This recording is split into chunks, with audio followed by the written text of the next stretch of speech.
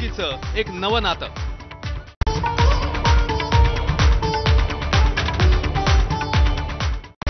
Headlines brought to you by Chitale बंधू।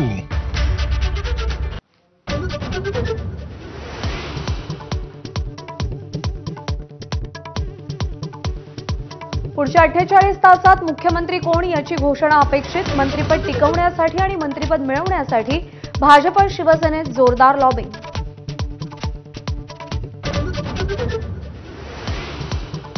मुंबईत हॉटेलमध्ये थांबलेल्या सगळ्या आमदारांना मतदारसंघात परतण्याचे एकनाथ शिंदेंचे आदेश। आमदारांना मतदारसंघात जाऊन विजयी जल्लोष करण्याच्या सूचना।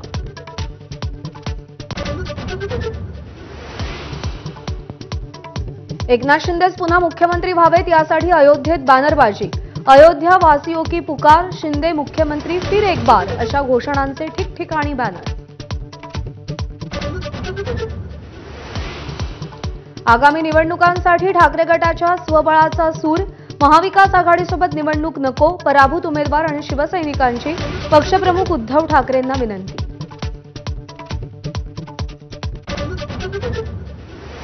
घड्याळ चिन्हाबाबत अजित पवारांनी सुप्रीम कोर्टाचे आदेश पाळले नाहीत। शरद पवार गटाच्या प्रतिज्ञापत्रात उल्लेख। शरद पवारांचा फोटोही न वापरण्याच्या आदेशाची पायमल्ली केल्याचा आरोप।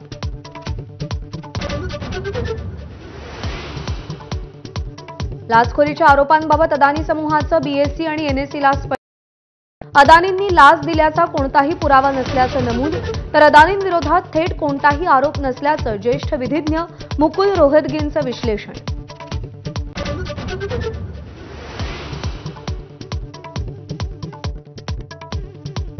प्रसिद्ध रॅपर बादशाहला बिश्नोई गँगची धमकी। चंदीगडमधील बादशाहच्या क्लब बाहेर बिश्नोई गँगकडून स्फोट।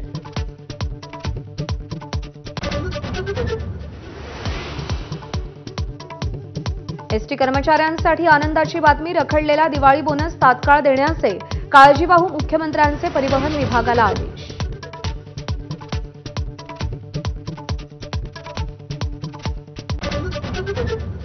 आगामी वर्षामध्ये एप्रिल ते जून दरम्यान नवी मुंबई विमानतळाच्या उद्घाटनाची शक्यता। 31 मार्चची डेडलाईन मात्र हुकणार।